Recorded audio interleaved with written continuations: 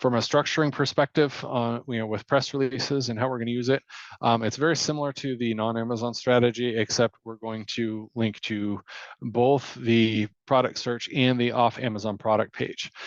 So if you're linking to that fan, we're going to link to that fan search page. And then the second link in each release is also going to go to the Shopify storefront that's selling that same fan, for example.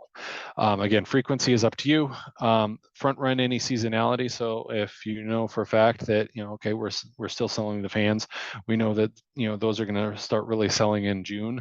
Well, let's start maybe sending some press releases out in April or May. If we're selling heaters, we probably want to start selling, sending out some press releases on that, a month or so before, that sales ramps up.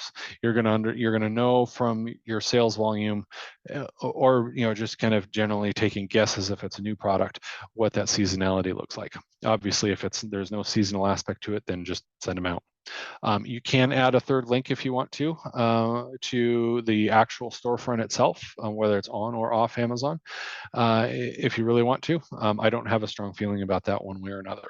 And then all the other e-com strategies are, you're going to just tweak them the same, where, for example, if it's a stack, then that base release is going to link to both that Amazon product search and the off Amazon product page, and so on and so forth. But I didn't want to redraw every single one and go through every single, strategy there again.